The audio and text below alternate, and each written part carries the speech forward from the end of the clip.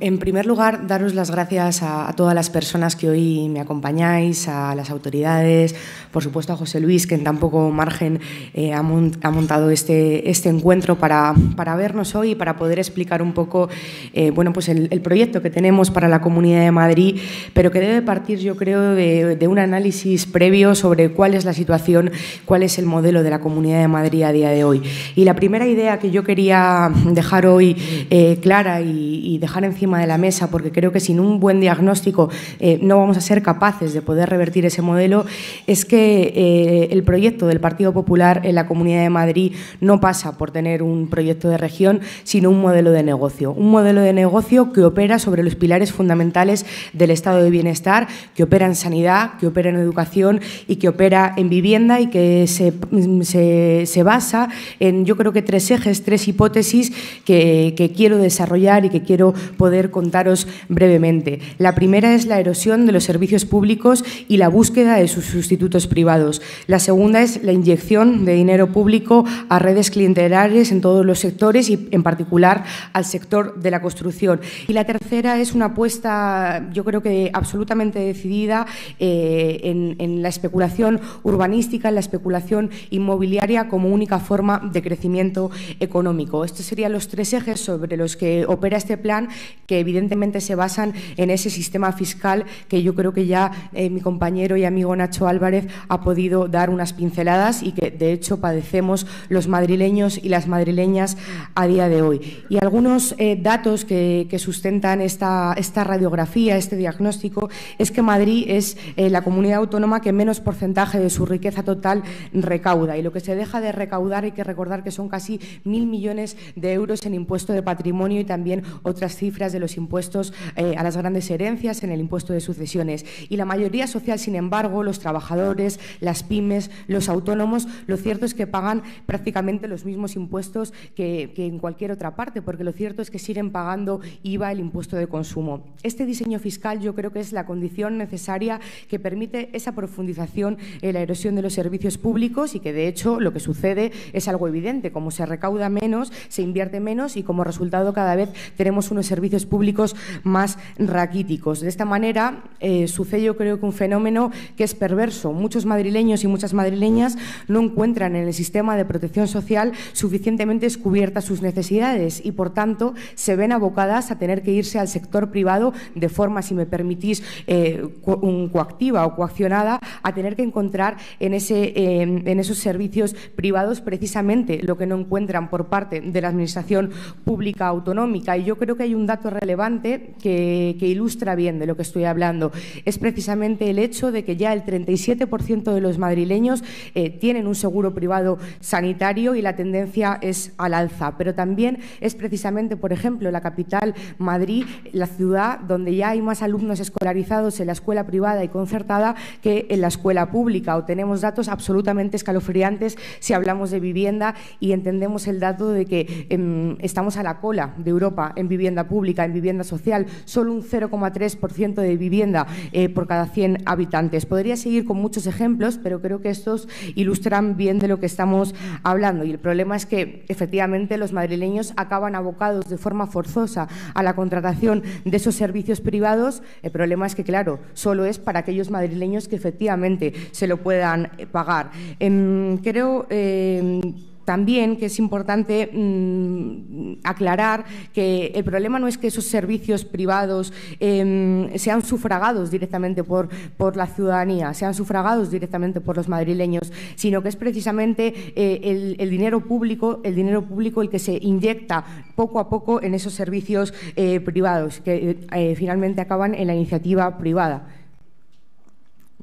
Y en ese sentido, yo creo que hay un ejemplo que además conocíamos la semana pasada que lo ilustra también bien. Veíamos cómo precisamente en nuevos barrios de Madrid, como puede ser Valdebebas, un poco más antiguo el ensanche de Vallecas, lo que ha sucedido es la cesión de solares de suelo público para la construcción de colegios privados y concertados, en vez de para ofrecerlos a la educación pública. Y creo que para poder profundizar en este modelo hay que poner encima de la mesa o hay que recordar una de las herramientas que le ha permitido al Partido Popular poder hacerlo. Y lo ilustraré también con un ejemplo concreto. Hace unos años nos enterábamos que el señor Granados se llevaba 1 millón de euros por cada concierto educativo. Y eso yo creo que nos sirve bien para ilustrar y demostrar que ha sido precisamente la corrupción una de las herramientas que ha permitido al Partido Popular profundizar en este plan de negocio. Lo cierto es que hemos venido viendo y hemos venido padeciendo los madrileños y las madrileñas cómo se vienen haciendo buenos negocios privados desde el sector público, y eso ha hecho o ha permitido prosperar a ciertas empresas concesionarias que no tienen ahora mismo el control público que sería necesario, la fiscalización pública que sería necesaria, y lo estamos además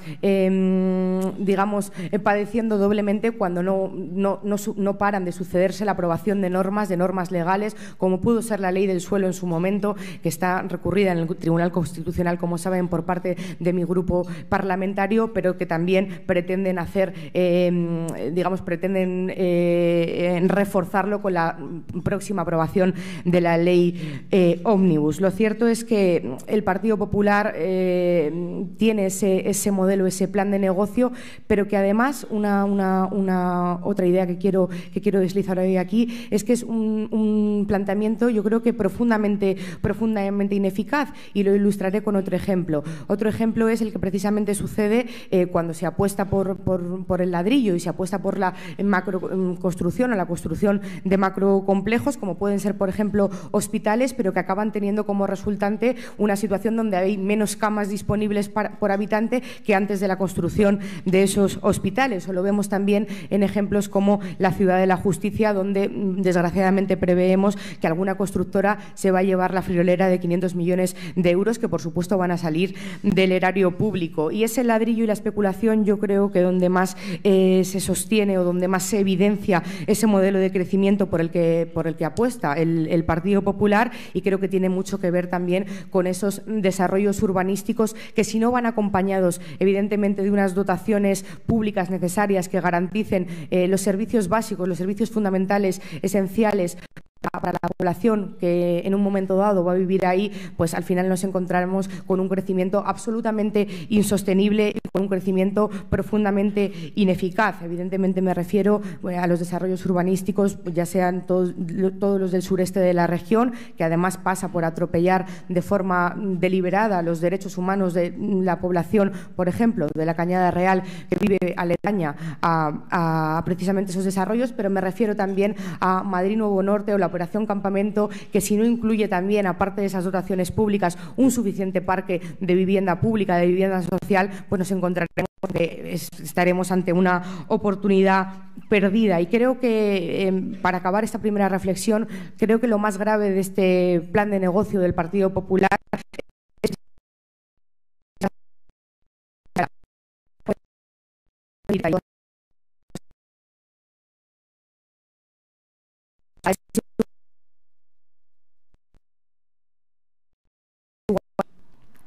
y en ese sentido yo quiero hacerme eco del informe que conocíamos, el informe FOESA de Cáritas, que conocimos hace pocos meses y que hablaba de la situación de la región de Madrid y que nos advertía de que ya hay más de 1,5 millones de personas que se encuentran a día de hoy en la Comunidad de Madrid en una situación de exclusión social, que hemos pasado del 17% al 22% en estos últimos años tras la pandemia. Y los resultados también arrojaban el escalofriante dato de que la brecha entre el aumento de la desigualdad para las personas más vulnerables y el crecimiento de las posiciones económicas para las personas más privilegiadas se agranda. Ese informe ha sido además avalado o refutado también por el reciente informe de Comisiones Obreras, del que tuve la posibilidad de estar el otro día charlando de él con mi querida Paloma de Comisiones, y que afirmaba que efectivamente hay 1,5 millones de personas en la Comunidad de Madrid en riesgo de pobreza o exclusión social. Y sin embargo tenemos a un consejero que se ha dedicado, yo creo que de una forma absolutamente torpe, a decir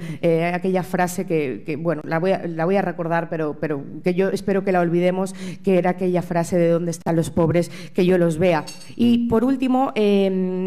hablar de esa desigualdad que se produce no solo entre personas, sino también entre territorios, entre los municipios, precisamente sobre todo sobre los municipios del sur y también del corredor del Henares, y que se reproducen también en la propia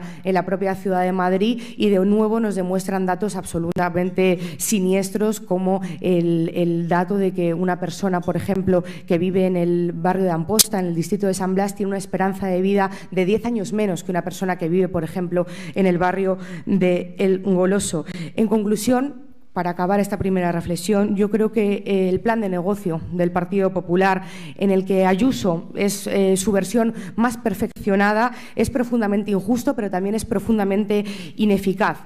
Se perjudica a la mayoría social, solo se beneficia a una minoría social, y el resultado es peor calidad de vida y recorte de derechos para las mayorías sociales de la región. Y yo creo que si somos la región más rica, no podemos conformarnos, desde luego, con unos servicios públicos que no sean los mejores, y creo que eso es el reto que tenemos a partir del próximo 28 de mayo. Muchas gracias. Usted es una conocida activista del derecho a la vivienda. Nacho, su presentador, ¿por qué usted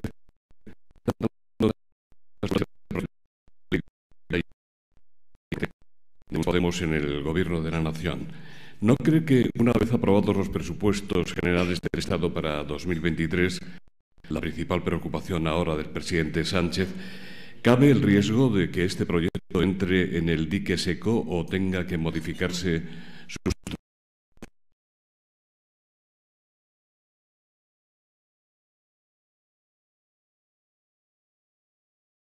del Euribor? Muchas gracias, José Luis. Bueno, en primer lugar, dar un agradecimiento precisamente a todas las personas del movimiento en defensa por el derecho a la vivienda que me acompañan y que están sentadas en esa mesa. Y yo creo que ellas, mejor que nadie, saben que precisamente la vulneración del derecho a la vivienda ha sido una de las cuestiones que más me han preocupado y que más me han ocupado en los últimos años de mi vida. Y digo vulneración del derecho a la vivienda porque uno de los problemas fundamentales por parte de las administraciones públicas no ha sido solo la ausencia de protección o la falta de garantías en la protección de ese derecho, sino incluso la propia vulneración de ese derecho de forma directa por parte de las administraciones públicas. Y creo que, digamos, la pregunta del millón o la respuesta del millón en la pregunta que me formulaba José Luis de por qué, bueno, por qué no se asume el derecho a la vivienda en este país, tiene mucho que ver con, bueno, pues con cómo se concibe el derecho a la vivienda, cómo se ha concebido históricamente el derecho a la vivienda. El derecho a la vivienda ha sido concebido por parte del Partido Popular, pero también por parte del Partido Socialista como un bien de inversión, como un valor de cambio, en vez de como un valor de uso o como un derecho fundamental. Yo creo que si todos entendiéramos el derecho a la vivienda, desde luego, desde el punto de vista internacional, desde el punto de vista de los tratados internacionales que ha suscrito el Estado español en múltiples ocasiones, entenderíamos que el derecho a la vivienda en todo caso es un derecho humano. Y antes de responder a la cuestión general, a cómo está la ley de vivienda en el Congreso de los Diputados, sí que quiero aterrizar la situación de la vivienda en la Comunidad de Madrid. En la Comunidad de Madrid es la única comunidad, la única región de toda España que a día de hoy no cuenta con una ley de vivienda, a diferencia del resto de comunidades. Seguimos con unos datos que yo creo que también son escalofriantes y que desde luego las asambleas de vivienda conocen bien, y es una media de 20 desahucios al día sin alternativa habitacional adecuada. Seguimos con unos datos absolutamente preocupantes, sobre todo para los jóvenes, donde digamos la media de edad de emancipación se sitúa en torno a los 31 años y el destino, el volumen de ingresos que destinan al pago de las rentas del alquiler se sitúa en más del 60%. Pero también resulta que tenemos el dato de que en los últimos 5 años el precio de la vivienda en la Comunidad de Madrid ha crecido crecido un 44% según el INE. Y también cumplimos o somos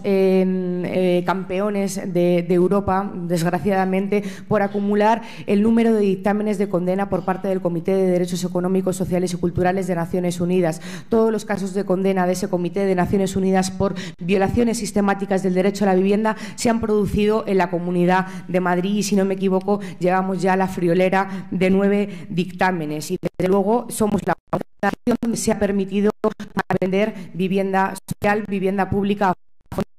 a pesar de que, bueno, un grupo de abogadas y de abogados y, desde luego, las compañeras de la plataforma de afectados por la vivienda pública y social consiguiéramos revertir esa negligencia. Yo creo que el Partido Popular está en rebeldía constitucional frente al derecho a la vivienda, y la apuesta es por el sálvese quien tenga, y de hecho los 3 únicos planes que ha aprobado el Partido Popular en vivienda en esta última legislatura lo demuestran. El Plan Vive, 0 viviendas construidas a día de hoy. El Plan Mi Primera Vivienda, una apuesta por abocar al sobreendeudamiento a los jóvenes que además ya cuenten con solvencia económica previa. Y el Plan Alquila, donde a duras penas se están ejecutando bien las ayudas que se están ofreciendo desde el Estado. Yo creo que es evidente que la Comunidad de Madrid necesita un cambio, un giro radical de 180 grados y una apuesta firme y decidida por el derecho a la vivienda, por una política de vivienda que no es lo mismo que la política inmobiliaria. Y en ese sentido, creo que uno de los retos, más allá de aprobar evidentemente una ley que garantice y que desarrolle ese derecho, creo que hay que combatir de forma expresa el fenómeno de la vivienda vacía, que es uno de los aliados de la especulación inmobiliaria, y por eso una de las propuestas que tenemos en esta materia es precisamente la creación de un impuesto al patrimonio inmobiliario para las personas jurídicas, para que ese patrimonio se pueda destinar, se pueda incentivar que se destine al parque público del alquiler social, y que además la comunidad autónoma pudiera actuar luego como intermediaria y generar una serie de garantías también para los propietarios. Además de aprobar algunas herramientas que yo creo que se están demostrando absolutamente eficaces, como por ejemplo en Valencia con esa herramienta de tanteo y retracto que permite a la Administración comprar vivienda, adquirir vivienda de forma muy barata sin necesidad de tener que esperar a la construcción de la misma. Eso en relación a la situación autonómica. La situación a nivel estatal, yo creo que es evidente a todas luces. Este país tiene una deuda con el derecho a la vivienda y es absolutamente urgente, absolutamente imperioso que se apruebe una ley de derecho a la vivienda, y que además sea una ley que, digamos, tome nota de las lecciones que ya deberíamos haber aprendido precisamente tras la crisis del 2008. Esa ley tiene que acabar con los desahucios sin alternativa habitacional adecuada, como mandatan los organismos internacionales. Tiene que regular los precios para acortar la brecha entre salarios y rentas del alquiler. Tiene que ser capaz de saldar esa deuda social que tiene la Sareb con la ciudadanía, y se tiene que hacer cargo de esa máxima del movimiento de la vivienda que dice que si la deuda es nuestra, sus viviendas tienen que serlo también. Pero también tiene que regular herramientas fundamentales como la dación en pago, sobre todo ahora que estamos viendo cómo la subida de los tipos de interés puede abocar nuevamente a muchas personas a tener dificultades en el pago de las hipotecas, y tiene que generar un verdadero parque público que sea capaz de blindarlo y que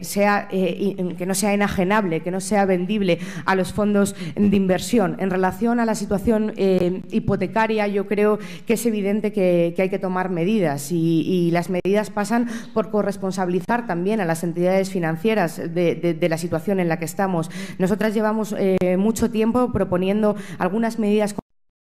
para limitar o reducir los diferenciales de las hipotecas, una nivel, y es lo que yo espero que suceda por parte del Gobierno de coalición. Habrá que ver el detalle, habrá que conocer la letra pequeña de ese acuerdo que Nadia Calviño aparentemente va a alcanzar con la banca, pero creo que es importante que la banca también se corresponsabilice de la situación. Esto no pasa solo por, digamos, alargar, por ejemplo, los plazos de amortizaciones de los préstamos y que la gente se endeude por más tiempo para poder pagar. Esto pasa también por corresponsabilizar y por entender que no pasa nada si la banca gana un poquito menos para que la gente viva un poco mejor. Gracias. ¿Cómo plantea usted que sean los desarrollos urbanísticos y de infraestructuras de la Comunidad de Madrid. ¿Qué opina de las macrooperaciones en Madrid, Nuevo Norte, Sureste y Operación Campamento? Si usted llegara a presidir la comunidad, ¿los pararía o modificaría? ¿Qué plan tiene usted para la Cañada Real? Y en relación con este tema, Ricardo Ibarra, de la Plataforma de la Infancia, le pregunta qué medidas propone Podemos para abordar la situación de los casi 2.000 niños y niñas en la Cañada Real. Bueno, en relación a esta cuestión, nosotras pensamos que Madrid no necesita o no es desde luego una de las prioridades una apuesta por seguir creciendo, por crecer más y más sin reparar en el impacto que tenga eso, desde luego a nivel de medio ambiente, pero tampoco sin entender que un crecimiento desmedido, que un crecimiento que lo que hace es ensanchar la región sin tener en cuenta las capacidades o cómo debería diseñarse la región para que todos podamos vivir mejor, se hiciera así. Nosotras pensamos que esa apuesta por el desarrollo urbanístico desmedido o sin reparo, sin tener en cuenta esos impactos, es un profundo error, sobre todo porque lo que estamos viendo en los últimos años, y yo creo que no hace falta más que recorrerse precisamente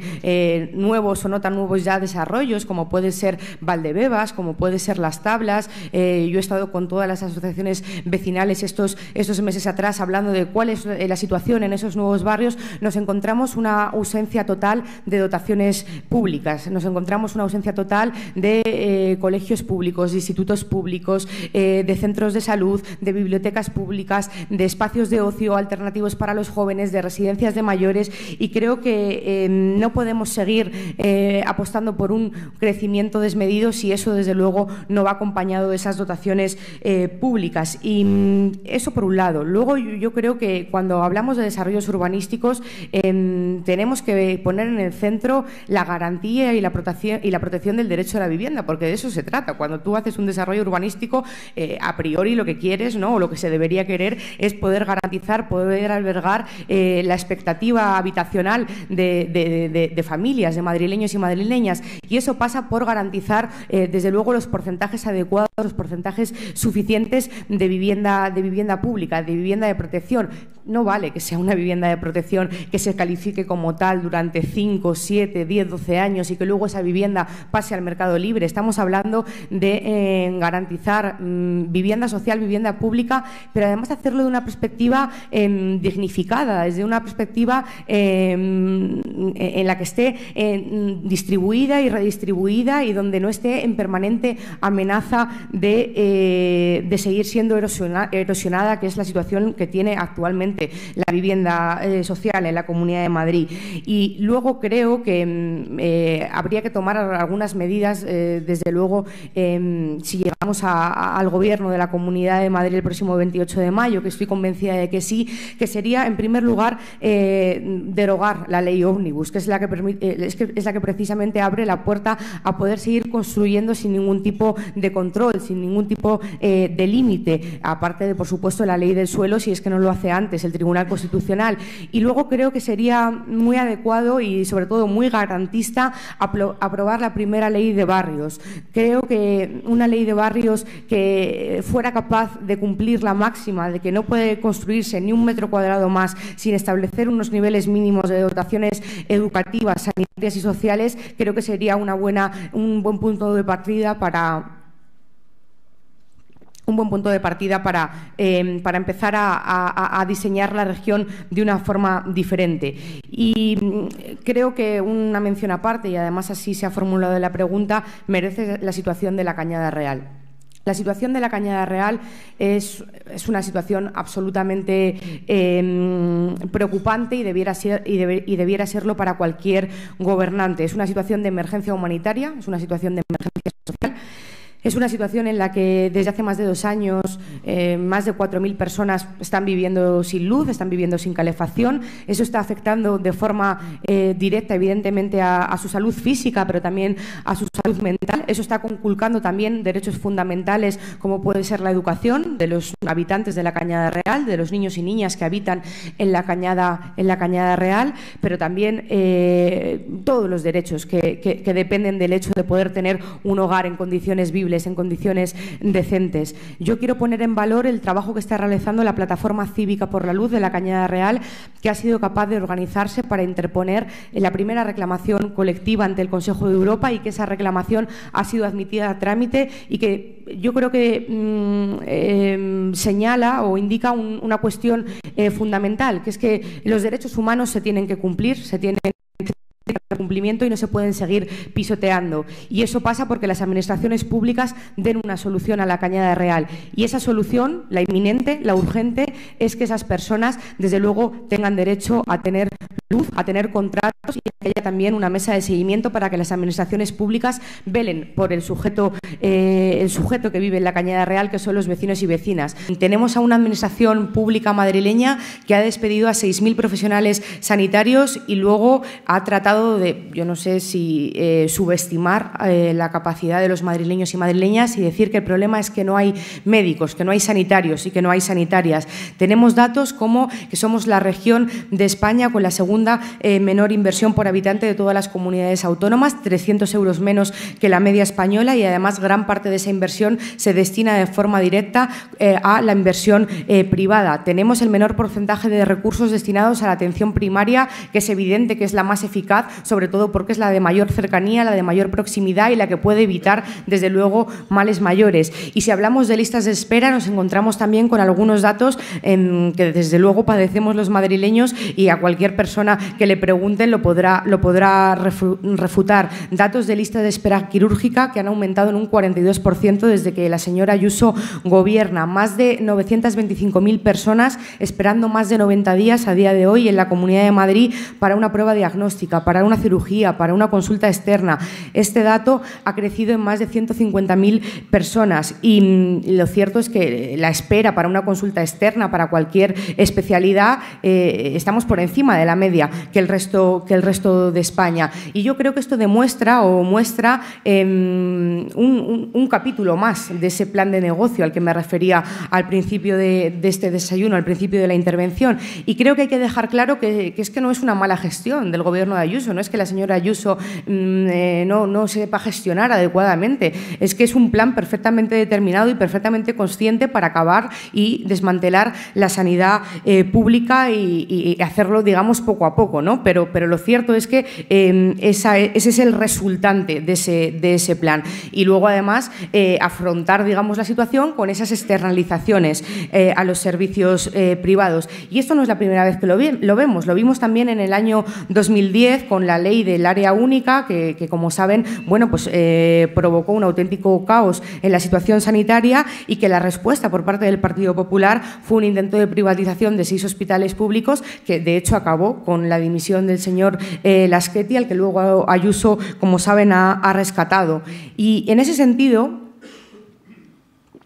creo que el Partido Popular debería haber tomado nota de lo que sucedió en aquel entonces, de lo que consiguió la marea blanca en aquel entonces, y no subestimar en ningún caso la fuerza de la movilización social y la fuerza de la movilización ciudadana, la fuerza de la sociedad civil organizada, que es capaz de tumbar o de impugnar las políticas del Gobierno del Partido Popular cuando así lo considera. Y yo creo que la manifestación del domingo pasado es un buen ejemplo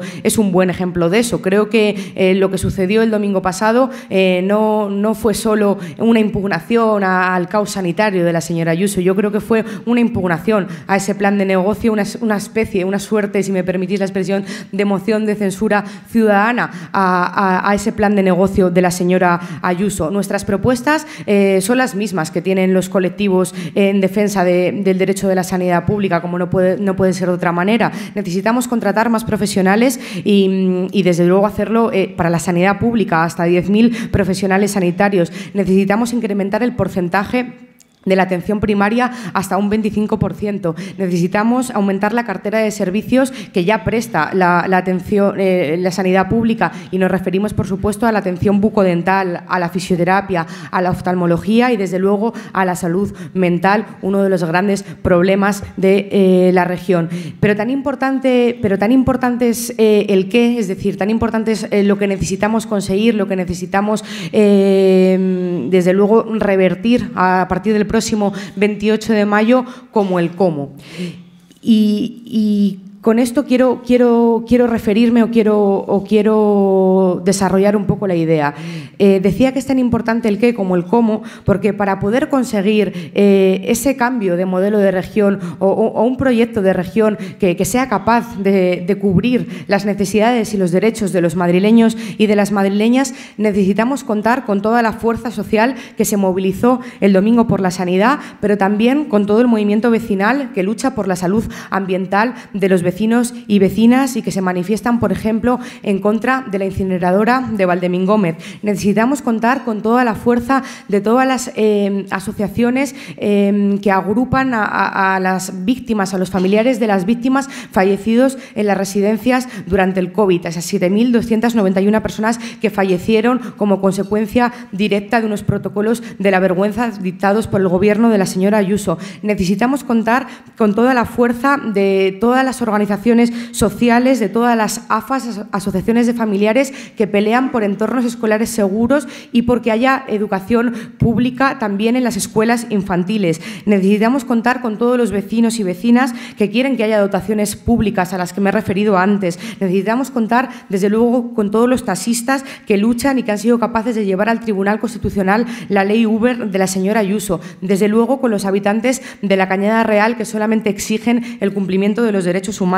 Necesitamos contar con el movimiento ecologista, con el movimiento feminista, también con los vecinos y vecinas de San Fernando de Henares, que buscan una solución definitiva al drama que están viviendo por la negligencia de la línea 7B de metro. Necesitamos contar con las personas migrantes, con todas las entidades del tercer sector, con los sindicatos, con todos los movimientos sociales.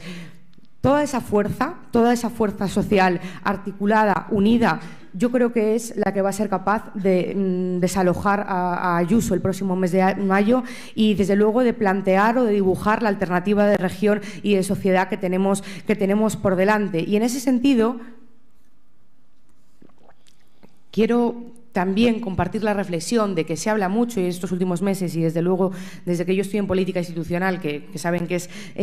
poco tiempo, se habla mucho de la confluencia o las coaliciones electorales en términos estrictamente partidarios. Yo creo que la confluencia más importante es la confluencia social, a la que me he referido ahora, que es la que es capaz, desde los contenidos concretos, desde las reivindicaciones concretas, a articular una propuesta de región habitable. Y ese es el proyecto político que representa mi candidatura, el de una apuesta decidida por la movilización social, por la articulación social ciudadana como condición necesaria para la transformación social y para la transformación de la región. Y creo que esto, en el fondo, va más allá de ganar unas elecciones el próximo mes de mayo. Creo que va de transformar Madrid, creo que va de garantizar que los derechos que encontramos sobre papeles luego sean derechos efectivos, luego sean derechos exigibles para los madrileños y para las madrileñas. Y en ese sentido creo que esto no debería ser solo una propuesta pues atractiva, que suena bien, pero abstracta. Creo que se tiene que concretar y creo que se tiene que aterrizar en lo cotidiano, en las vidas concretas de los madrileños y madrileñas. Y yo hago una invitación a que lo hagamos juntas, entre todos y todas, entre todas las personas que creemos que hay otro Madrid posible, otro modelo de región posible. Y, insisto, con esto no me refiero solo a las fuerzas políticas progresistas de la Comunidad de Madrid, me refiero a todo el conjunto y diverso de la sociedad civil organizada. Es evidente que esto no podemos hacerlo solas. Yo, desde luego, no quiero hacerlo sola, quiero hacerlo contando con todas esas personas que están comprometidas con este otro modelo de región posible. Y tengo algunas propuestas que sí que podría lanzar para poder hacerlo, pero en todo caso creo que sería importante iniciar un proceso participativo en el que nos convoquemos a todas para poder articular, ya digo, desde los contenidos concretos esa alternativa, ese proyecto de región que desde luego Madrid se merece. Dentro de lo posible le agradecería brevedad en las respuestas. Hay todavía muchísimas preguntas. Tomás Cifuentes le pregunta qué valoración hace del sistema público de transporte de la comunidad y del ferrocarril de cercanías que gestiona la estatal Renfe. Lorena García le pregunta qué le parece que el Gobierno de Ayuso condicione la prórroga del descuento del 50% del abono de transporte en 2023 a que el Gobierno de Sánchez mantenga la ayuda que hizo posible esta medida coyuntural de septiembre a diciembre. Y también le preguntan por su posición acerca de los problemas que sufren los usuarios de la línea 7 de metro. Sí, gracias. Voy a tratar de ser breve. Yo creo que el modelo de transporte público de la Comunidad de Madrid repite muchos errores del modelo de transporte español, que es precisamente que es extremadamente radial y que en muchos casos hay que pasar por la capital, incluso por el centro de la capital, para conectar determinados puntos geográficos de la región. Y eso yo creo que, aparte de eso, es una pérdida de tiempo, es una pérdida también de dinero para muchos madrileños y madrileñas, y además un incentivo, en cierto modo, para el vehículo privado. Y yo creo que, desde luego, el transporte público madrileño lo que debería ser capaz es de vertebrar de forma adecuada la región y replantear, bueno, pues todo el sistema de líneas de metro y de tren y sobre todo de autobuses interurbanos para tener, para que haya un sentido circular y que no pase todo por tener que pasar por la capital, ¿no? Por la capital de la región. Y en ese sentido yo creo que para poder incentivar el transporte público, pues se deben abaratar los costes, que son medidas que desde Unidas Podemos llevamos planteando desde hace muchísimo tiempo, con rebajas del abono transporte, desde luego, para los jóvenes, pero también con la reducción o la eliminación más bien de las coronas tarifarias para los abonos. Y creo que eso es posible y que además en términos económicos sería perfectamente asumible, porque habría mayor demanda de viajeros, mayor demanda de personas que utilizarían el transporte público. En relación a la eliminación de la bonificación del transporte anunciada la semana pasada por el Gobierno de la señora Ayuso, yo creo que es incomprensible para los madrileños y para las madrileñas. Va en sentido contrario de lo que dice y de lo que dicta el sentido común. Primero, cuando se anunciaron esas ayudas al transporte por parte del Gobierno de coalición, Ayuso las calificó como chequevotos. Luego decidió que no, que sí, que las aplicaba, y ahora que parece que estaban funcionando y que era una de las medidas que de hecho valora la ciudadanía como una medida eficaz, resulta que dice o anuncia que las quita. Yo creo que es un sinsentido y en ese sentido creo que, desde luego, la propuesta que llevamos desde Unidas Podemos es, era la gratuidad del transporte hasta el 31 de diciembre en la Comunidad de Madrid y luego una tarifa plana de 10 euros. Es una propuesta que yo creo absolutamente asumible y que, como digo, fomenta el transporte público de calidad y también lo hace teniendo en cuenta los términos de la sostenibilidad medioambiental, que también se trata de eso. Y luego un breve comentario, muy breve, sobre la necesidad de blindar el servicio público del taxi. Yo creo que es absolutamente condenable el hecho de que, en vez de, todo el mundo entiende y sabe que hay plataformas digitales, los VTC, que están operando en la región y que están operando en el Estado, pero desde luego la solución a esos modelos no puede pasar por desregular el taxi, debe pasar por regular los VTC, que es lo que están pidiendo los taxistas y lo que a todas luces sería deseable, sobre todo para garantizar que se blinda un servicio público esencial y que se tiene en cuenta que se anteponen los servicios públicos, los servicios esenciales, a los intereses de empresas especulativas que muchas veces no cotizan ni siquiera en nuestro país. Bueno, prepárese, pero sea breve en la respuesta, para la catarata de preguntas que le voy a leer ahora. ¿No cree usted que al final no habrá otro remedio que modificar la ley del sí es sí? ¿A qué lo esperaba esto?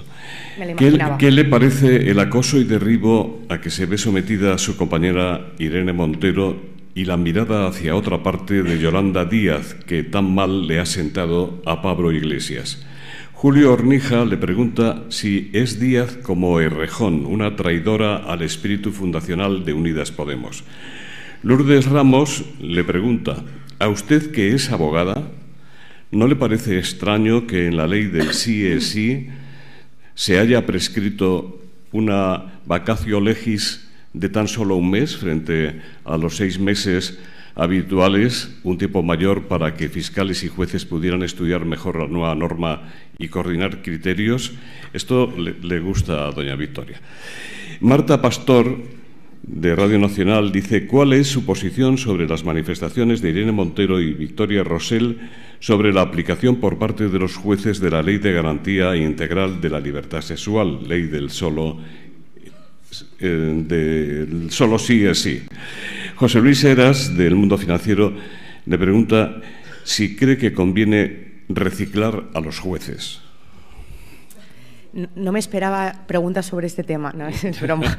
Es broma. Bueno, yo creo que voy a tratar de dar una respuesta que englobe un poco todas las preguntas, también por la hora que es. Yo creo que lo primero que hay que decir, y una cosa que a mí me sorprende que no se esté diciendo estos días, es que la mayoría de resoluciones judiciales que estamos conociendo estos días en relación a la interpretación de la ley solo sí es sí coinciden con las tesis que estamos defendiendo desde el Ministerio de Igualdad y coinciden con las tesis de la doctrina reiterada del Tribunal Supremo, y yo creo que este es un primer elemento que deberíamos tener en cuenta y que deberíamos, desde luego, entender. Si no partimos de esa base, si no partimos de la base de entender que la mayoría de resoluciones judiciales están interpretando en este sentido, creo que estamos en un debate que está sesgado, y creo que intencionadamente sesgado de base. En ese sentido, yo creo que es evidente también y a todas luces,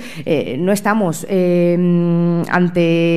un tratamiento informativo, digamos, casual, orientado negativamente contra el Ministerio de Igualdad y contra compañeras que están aquí hoy, que hoy me acompañan. No es la primera vez que ocurre, no es la primera vez que pasa, y yo creo que eso a nadie le debería pasar desapercibido. Y creo que precisamente este ataque a las compañeras del Ministerio de Igualdad, que yo condeno de la forma más firme y más rotunda, no tiene que ver con que sean las compañeras del Ministerio de Igualdad, sino no tiene que ver con quién es Irene Montero, sino con lo que está haciendo el Ministerio de Igualdad por la lucha y por la defensa de los avances de los derechos de las mujeres. Tiene que ver con eso, por la protección o con la protección de los derechos feministas. Yo creo que estos días hemos también ido conociendo poco a poco, de hecho, una sobrecarga de información que es difícil seguir. Yo creo que para cualquier persona que intente seguir el debate sobre qué pasa con la ley solo sí es sí, lo que hemos sabido y lo que hemos conocido es que hay muchos expertos que han explicado, bueno, desde luego, la importancia de la ley solo sí es sí, el buen diseño de la ley solo sí es sí, y desde luego, en todo caso, han dicho una cosa absolutamente razonable que sucede en cualquier reforma legislativa que se produzca en este país sobre cualquier norma, que es que habrá que ver qué dicen los operadores jurídicos que van a entrar luego a desarrollar o interpretar las leyes. Más allá de eso, creo que estamos en debates estéreos, en debates malintencionados, precisamente para atacar al Ministerio, pero como digo, no solo para atacar al Ministerio y a las compañeras, sino también para atacar a los avances feministas que este país está siendo vanguardia de ellos y incidir en esa cuestión. Yo creo que es una utilización torticera y yo, desde luego, condeno esos ataques, porque yo estoy del lado de los avances de los derechos de las mujeres. Y en relación al resto de preguntas, yo creo que Yolanda es, desde luego, la mejor ministra de Trabajo y es la mejor candidata posible, y a mí me encantaría que fuera la próxima presidenta del Gobierno. Y también creo que no se puede perder de vista que desde luego, bueno, Pablo Iglesias, aparte de un gran amigo mío, la persona responsable de que esté yo aquí hoy en estos menesteres, es una persona que es y ha sido y seguirá siendo una persona indispensable para entender el país que tenemos y haber sido capaz de acabar con el bipartidismo. Y en ese sentido yo creo que Podemos va a seguir siendo una fuerza política esencial para las transformaciones sociales del país y por eso yo pertenezco a esta fuerza política. Hablemos de la posición de Podemos sobre la Ley de Memoria Histórica y su aplicación en el ámbito de la Comunidad de Madrid. ¿Qué le parece que para evitar la voladura de la Cruz del Valle de los Caídos y blindarla frente a la Ley de Memoria Histórica, la presidenta Ayuso siga adelante con su plan para, al límite de sus competencias, sacar una ley regional que proteja la Cruz del Valle de los Caídos? También le preguntan qué le parece las manifestaciones celebradas ayer en territorio de la comunidad con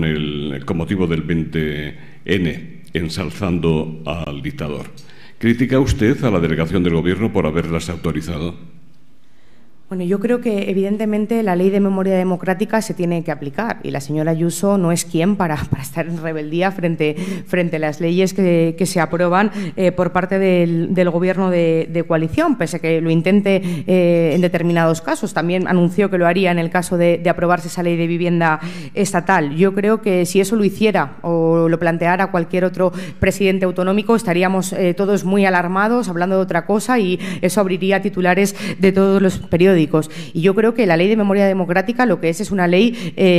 contra el franquismo, y aquel que no sea franquista pues no se tiene que sentir, yo creo, que ofendido por esa ley. Yo no entiendo por qué la señora Ayuso se ofende. Y en relación a las manifestaciones que veíamos ayer, yo creo que la nostalgia hacia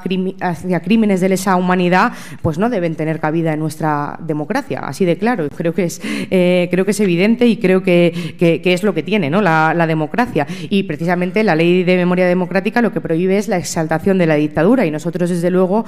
vamos a pedir que se investiguen los actos, las manifestaciones que se celebraron ayer, porque la ley se tiene que cumplir y es que es lo mejor para nuestra democracia. Desde Solaria dicen que nadie niega ya el cambio climático, pero ahora aparecen los retardistas. ¿Cómo podemos acelerar la transición energética para evitar hacer esa transición con una peligrosa lentitud? Desde luego, el concepto de retardistas me gusta porque lo utiliza siempre mi amigo Juancho López Uralde, y dice que está el negacionismo, digamos, de manual, y luego el retardismo, que es el que se opone, digamos, con la boca pequeña a que haya un freno a la emergencia climática. Yo creo que valorar brevemente la COP que se ha celebrado estos días, creo que es una buena noticia que precisamente pues se haya creado un fondo de compensación de reparación de daños para los países más vulnerables como consecuencia de la emergencia climática, pero creo que sin embargo ha dejado mucho que desear porque no se ha abordado de forma suficiente o no hemos sido capaces de poner fin a la era de los combustibles fósiles. Nuestra propuesta en esta cuestión es clara. Hemos llevado a la Asamblea de Madrid, al Parlamento Regional, al Parlamento Autonómico, la primera ley de emergencia climática, y es una ley que deberá entrar en vigor en cuanto gobernemos a partir del próximo 28 de mayo. Usted y el candidato de Podemos a la alcaldía de Madrid, Roberto Sotomayor, comenzarán pronto a hacer una precampaña conjunta. También le preguntan si cree usted que Rejón y Mónica García abrirán la puerta a un acuerdo como piden ustedes, o más bien piensa que la doctora seguirá en la misma línea de cara a 2023. Le preguntan si cree usted que Pablo Iglesias debería tomar las riendas de Podemos, o ya está bien con que aparezca de estrella invitada en los mítines. Fernando Jáuregui, de Periodismo 2030, le pregunta cuánto quisiera que participaran en su campaña electoral Yolanda Díaz, Pablo Iglesias e Irene Montero. ¿Cómo evalúa las tensiones entre ministros de Podemos? Bien, Perdone, hay otra pregunta de Mónica Tragacete, de 20 minutos, que quiere saber cómo le gustaría a usted concurrir a los comicios en solitario, en coalición con Más Madrid, en el proyecto Sumar de Yolanda Díaz. Muchas gracias. Bueno, en primer lugar, Roberto Sotomayor, mi compañero, también para ganar no solo la Comunidad de Madrid, sino el Ayuntamiento de Madrid, para recuperarlo para la gente. Bueno, nosotros no hemos dejado de hacer cosas juntos, no es que empecemos, no es que vayamos a empezar a hacerlas ahora, sino que llevamos haciéndolo mucho tiempo, también con esa defensa frente a las casas de apuestas, que creo que Roberto no ha podido desempeñar mejor trabajo. En relación al resto de preguntas, también como son muchas, pero más o menos van todas en la misma dirección, yo quiero decir una cosa que no es nueva, no es novedosa y siempre la he dicho. Nosotros llevamos mucho tiempo desde nuestra fuerza política diciendo que sería deseable una candidatura única de las fuerzas del cambio. Lo hicimos en el año 2019, lo hicimos en el año 2021 y otras fuerzas políticas lo rechazaron. En todo caso, y me remito a lo que he dicho antes, la confluencia que yo considero verdaderamente esencial, verdaderamente necesaria para poder lograr el cambio en Madrid, que es de lo que se trata, no es la que se pueda dar, desde luego, solo entre los partidos políticos progresistas, es la que se tiene que dar con la gente, es la que se tiene que dar con las organizaciones de la sociedad civil organizada. Yo vengo de allí y creo que el foco debe estar en eso y todo lo demás pues luego aportaría, pero desde luego abrir ese proceso de confluencia social, que es lo que yo propongo aquí hoy, partiendo de los contenidos, dejándonos de cuestiones internas que de verdad no tributan a la transformación social de la Comunidad de Madrid, que es para lo que estamos aquí, que es para lo que yo estoy en política y que es por lo que temporalmente pues no estoy acompañando a mis compañeros y compañeras de la plataforma antidesahucios. Es en lo que yo voy a estar centrada y lo que me va a ocupar los próximos tiempos, los próximos meses.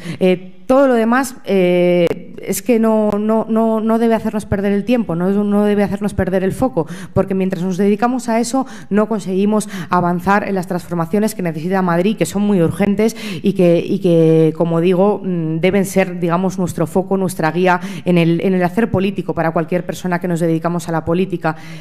Hasta ahí. Bueno, quiero agradecerle muy especialmente que haya participado hoy con nosotros en este Fórum Europa, en nombre de Solaria y en nombre de Asisa y en el de Nueva Economía Fórum. Y ahora, como solemos hacer, le doy 2 minutos para que señale usted sus frases fuertes. Bueno, pues muchas gracias, José Luis, por este desayuno. Lo acabo de decir, ¿no? Hace un minuto. Yo creo que hoy la intervención de hoy parte de un análisis muy concreto que yo creo que tenemos que ser capaces de entender el diagnóstico para poder revertirlo. Si damos un mal diagnóstico va a ser muy difícil, y es precisamente que el modelo de región que representa el Partido Popular no es un modelo de región, no es un proyecto de región, es un plan de negocio que opera en todos los ejes fundamentales del estado de bienestar, y creo que se trata de conseguir precisamente lo contrario. Creo que se trata de generar un proceso de región, un proyecto de región que sea capaz de garantizar los derechos, de garantizar los servicios públicos esenciales, y que además no podemos conformarnos con tener unos servicios públicos diezmados. Somos la región más rica, pues tengamos los servicios públicos. Y un segundo elemento que yo creo que es importante, aparte de toda la importancia que, como saben, ya le doy al derecho a la vivienda, es esa invitación a ese proceso de confluencia social ciudadana que tiene que tener algo claro. Y que yo además he estado ahí y lo entiendo y lo comparto. Hemos estado unos meses después de la pandemia, el resultado electoral de la señora Ayuso, sumidos en una suerte de resignación ciudadana, pero yo creo que el domingo pasado Madrid se levantó, Madrid se despertó, y ahora estamos en un momento de esperanza. Aprovechémoslo, seamos capaces de hacerlo entre todas y todos, con toda la generosidad, con toda la altura de miras, entendiendo la diversidad y la diferencia como valor y pongámonos en marcha porque tenemos una región que ganar y sobre todo que cambiar. Gracias. Muchas gracias.